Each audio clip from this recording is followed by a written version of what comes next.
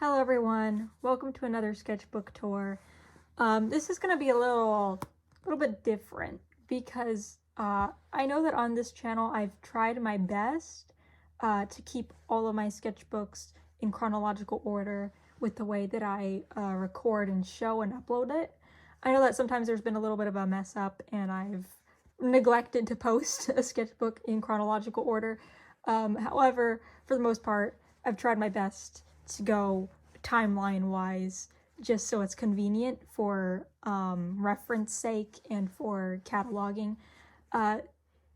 This is a little different because I'm getting a little bit sentimental now that I'm very close to graduating high school, and it's terrifying. So I kind of want to look at more recent sketchbooks in my mind, because I feel like there was a moment where I completely blanked out. I was consumed by art block for a while, and I just missed drawing, but I felt kind of unable to. I don't know what it was, but a lot of these more recent sketchbooks, and I'm saying recent in quotation marks because it starts like from 2022 to current year, I believe is when I started to stop drawing. And I started to blank out on a lot of the drawings that I did make, not having any recollection of them whatsoever. So this is going to be a little fun, given how I don't really have a good memory with recent things anymore. But yeah, I'm a little sentimental, reaching end of senior year of high school. So let's get into it. Yay! So back to school, conveniently enough, that's why I chose this sketchbook to upload right now. So it says back to school. This was 2022, August. And so I was drawing some ponies here. Two of my original characters, Inky and Rallis, based on Bendy and the Machine.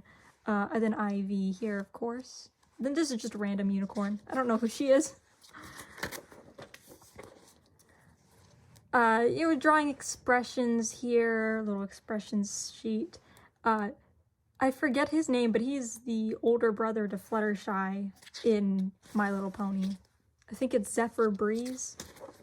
But yeah, I was drawing him.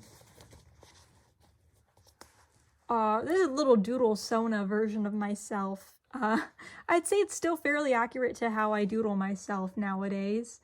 But here, just reading down, it's about my original characters, it seems. And I decided to just make their story pointlessly edgy and angsty and dark and ooh, spooky, just because I could. Not really taking it seriously though, but yeah, I turned my mythical creature story into something a bit more ooh, demonic things, but it's all in good fun, and it was just like a one-off little alternate universe idea. Besides that, whatever that was, we got some spinny chairs and dream catchers. I was just doodling a lot of different things here. I think I drew this in class, actually. I forget which class or when, but it was just various doodles of random objects that came to mind. Then here I was trying to expand on my RIP story, which is a group of characters who have a transformation curse. This is Mummy, because he's wrapped like a mummy. And so I was trying to figure out a more monster design for him, because this is his normal design. This is Jordan, that's his name. But I was trying to make a more spooky, transformed, cursed version of him for the sake of the story. I still don't really have any of their monster forms down, because I'm not good at drawing it. But I was trying to work on Cassie's as well. She is the vampire of the story. The transformations are based on symbolism, detailing their internal conflict that needs to be resolved. So yeah, for like Cassie, she has a lot of themes in her story about grief and dealing with the loss of a loved one. Hence why she's a vampire, because she doesn't want to burden people with her grief and suck the life out of them like a vampire sucks blood. So it's very much symbolic story stuff. But anyways, here's Eleonora, one of my characters. She was the one who I tried to make the overly edgy story with for fun. Because her original story is already kind of edgy as it is. She's the evil villain of this mythical creature world, because she has trauma from being turned into a pixie, because she was originally human, but she got turned into a mythical creature and she doesn't like it. But I don't, what is this? Femboy? Ooh.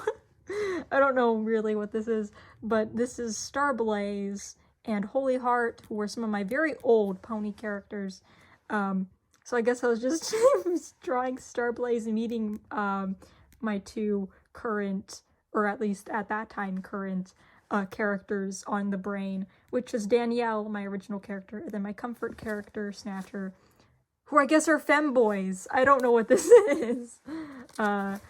But they're just having a little interaction there. Oh, this is cute. A little foggy flustered. But yeah, pony doodles. Not much else to say there. I hope I don't... What I'm paranoid about nowadays is getting graphite on my hands. I really don't want to smear any of my old art, and I've become very self-conscious of it in the past couple days, because I want to try very hard to keep these intact. I'll probably have to make digital copies of these someday, because I don't even know if this video is enough to preserve it fully. But yeah, I just don't want to ruin it accidentally. But here is a seahorse. I was drawing little seahorses, and then their little skeletons. Their skeletons are crazy. You look up images of them online, and it's wild. More seahorse. I don't know what's falling out here. Please excuse that. We got a hummingbird here. I like how I did the little feathers around its eye. That's kind of cute. And then a flower.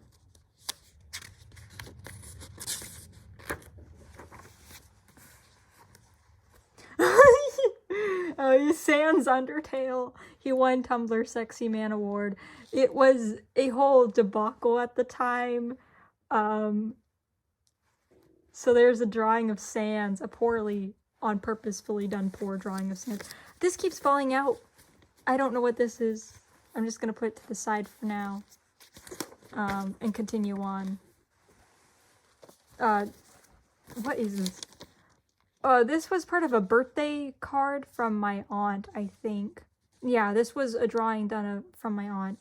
I think the amount of balloons signifies how old I was turning that year. Wait, 1, 2, 3, 4, 5, 6, 7, 8, 9, 10, 11, 12, 13, 14, 15, 16, 17, 18. Like 18 or 17 or something like that. Probably 17. If this was 2022, I would have been 17 at the time. Would I? Yeah, I would have. Okay, I don't know my age anymore. So then this is a comic shop that we went to. Good, so I don't have to worry about those falling out anymore. Back to the regular program here. Here is a doodle of, I forget her name. She's from Six the Musical, sings the song Heart of Stone. I was doodling her. Then this is from Beetlejuice the Musical.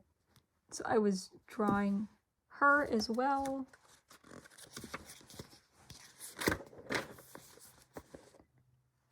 The 21st night of September, of course. Earth, Wind, and Fire for real. Little doodle of Eleonora in like a witch outfit. But yeah, September 21st. Wow, what a day.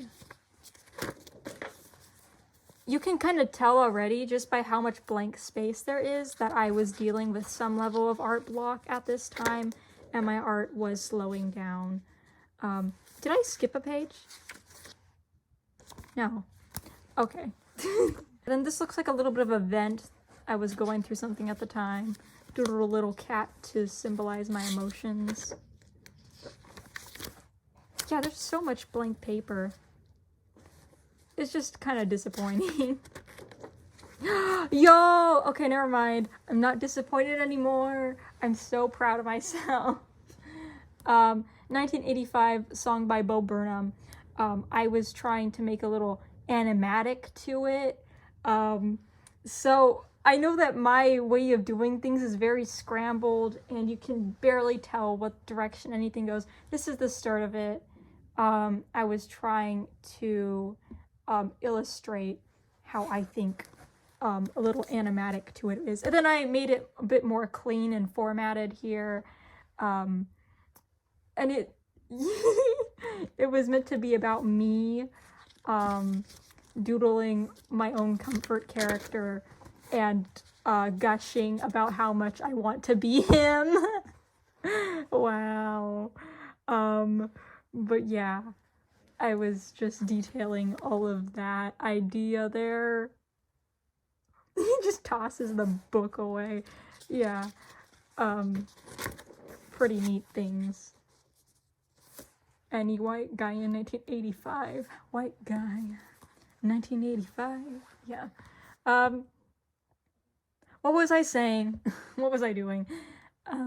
This is some Christmas-themed art of the roleplay characters that I'm always so anxious and self-conscious about talking about, but I'm gonna keep talking about them because they show up so often. Snatcher, comfort character, as we just detailed from Video Game Ahead in Time.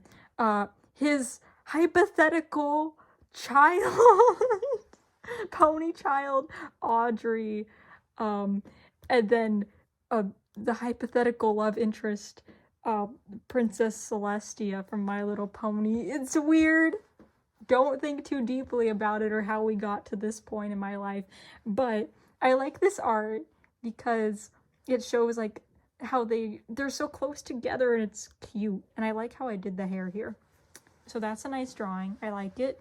It still holds up. And then I was talking about how it's a little confusing how I'm drawing Christmas things in November, but I just gave this person a head bonk and was like, shush, I know. Let me draw happily. Moving on to this page, we have a drawing of Queen Vanessa from A Hat in Time. And then I think this is Iron Mouse, the VTuber. So I was just doodling on Iron Mouse right here. Why is there Lightning McQueen with a traffic cone on his head? Actually, I don't know if this is Lightning McQueen. It's just like a car. Yeah, I don't know. There's pumpkins and a tree, a little bit of a porch. I think we were visiting one of my relatives because that looks like a porch at their house. So just a bunch of little doodles right there. I keep writing little songs on a massive blank page. Why couldn't I draw something there? But that, no time to think about that because we got a turkey here, like a little Thanksgiving turkey, then a Twilight Sparkle, because My Little Pony friendship is magic. Oh, this looks like, what is this? This is doodles of the video game Amori, and I was trying to combine it with a song. I believe the song is called Youth. I forget who sings it, but I was trying to do a bit of ideas for that. Yeah, this is literally me. I'm trying to figure out what shots I want for the animatic. Yeah, so these are flowers in the video game Amori, and each of one of them symbolically represents one of the characters. I forget which is which because I'm not that into the Amori fandom, but they got all their flowers here. And then Mari is the one that goes first, and then everyone else kind of leaves Sunny on his own. So yeah, we got the little doodles of Sunny, the character from Amori, and then his friends in the mirror during their his kind of like immersive daydreaming headspace. And then he got sad in the real world. But these were all shots that were going to be kind of like cut off and then cut off to make a animatic that I would have posted somewhere on YouTube because I wanted to, I wanted to put it to the song that I had in mind, but I never got around to finishing it. So it's just kind of here as remnants of that idea. And yeah, that's all I have to say about it. So here's Eleonora, my original character. I was trying to, I guess, modernize her outfit a bit. I don't know really what I was doing there. And this is a blank page. I don't know why it's blank. I guess art block.